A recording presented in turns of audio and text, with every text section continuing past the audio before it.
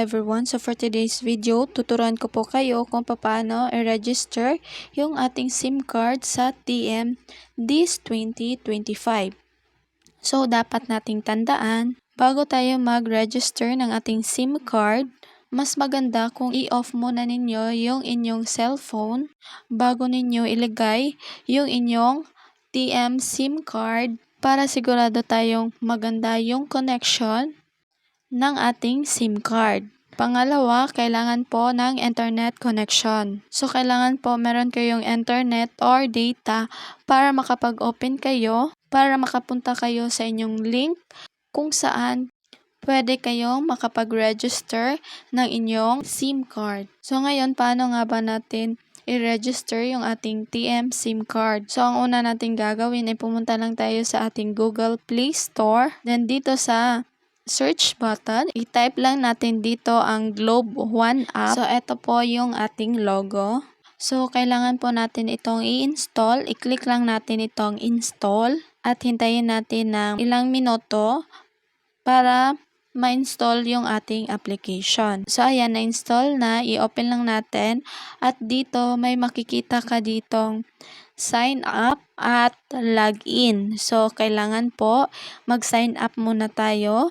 So, after that, ilalagay lang natin yung ating mobile number na gusto nating i-register. So, ayan, pwede po kayong mag-register dito kahit anong SIM card, mapa-TM, Globe, Smart, TNT. So, pwede po. So, kailangan po tama yung pagkakalagay ng inyong number. So, after that, i-click lang natin itong continue. So, after that, i-click lang natin itong proceed. So, ayan, dito, verify your number. We sent your one-time PIN. So, maglalagay po tayo dito ng OTP or one-time PIN. So, magte-text po yung ating Globe One app kung ano yung ating OTP. At dito natin ilalagay yung ating PIN. So, ganito po yung message sa Globe na marireceive ninyo sa inyong cellphone. So, ayan, i-enter mo lang yung iyong OTP and then after that, so dito tayo mapupunta sa pagse-set up ng ating PIN. So, gumawa lang tayo ng ating 6-digit PIN. So, i-retype lang natin yung ating PIN dito. Make sure lang na correct or pareho siya sa PIN na ginawa mo kanina. So, after that, dito tayo mapupunta sa privacy policy ng Globe. I-click lang natin itong agree and continue. So, after that, dito tayo mapupunta sa biometrics. Pwede mo itong i-enable, pwede mo ring i-skip. So, for me, skip ko muna ito. After that, dito tayo, lalagyan natin ito ng ating nickname or ating palayaw. So, depende na po yung inyong ilalagay dito kung ano yung gusto ninyong palayaw na ilagay. Then, click natin itong done. Ayan, dito, makikita natin dito yung ating network. And then, nakalagay dito na unregistered pa yung ating cellphone number.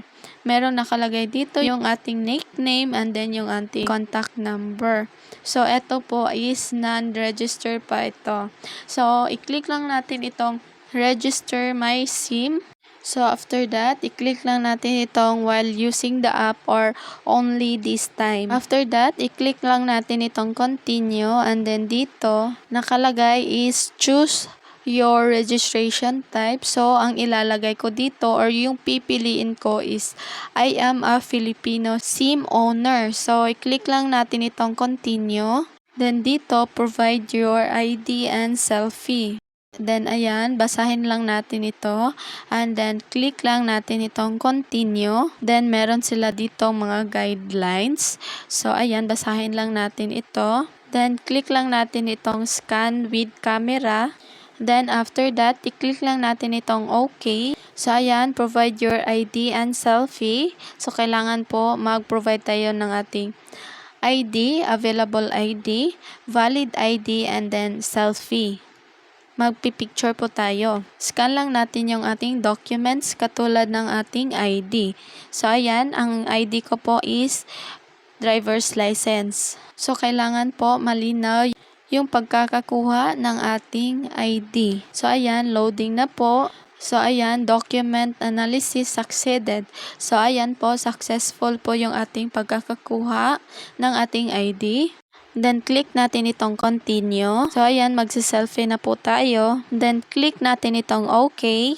Then, mag-take tayo ng selfie or yung ating picture. So, ayan, dapat po malinaw at klaro din. So, after that, nag-process na po yung ating picture. So, ayan, trust analysis succeeded. So, ayan po. And then, click lang natin itong continue. Pagkatapos ay magpo-provide lang po tayo ng ating personal information. Nandito po yung ating surname, middle name, at saka yung ating first name, birth date, gender, building name, street, subdivision, province, and zip code, etc. So, ayan, fill upan lang po natin itong mga personal information na nakalagay dito. Then, kapag tapos na, i-click lang natin itong continue and then review your summary. So, ayan po, dapat i-review po natin kung sakto or tama yung ating pagkalagay ng ating mga personal information at saka yung ating ID and pictures. So, after that, i-click natin itong continue. So, i-click natin itong box na nasa taas. And then, after that, i-click natin itong I confirm this statement. So, after that, dito, nakalagay, we're processing your SIM registration. And then, mag-antay lang tayo ng ilang segundo. And then, ayan, your SIM is now registered. So, registered na po yung ating SIM card. So, meron po ditong reference code. So, dito, nakalagay sa baba, your SIM is now registered. So, dito, nakalagay yung ating mobile number. So, meron din ditong nag-text from Globe at nakalagay dito na salamat sa pag-register ng iyong SIM. Maaari mo nang gamitin ang Globe services. So, yan lang po. Tapos na po yung ating pag-register sa ating SIM card na TM. So, yan lang po ang mga tips at paraan kung paano i-register yung ating SIM card this 2025.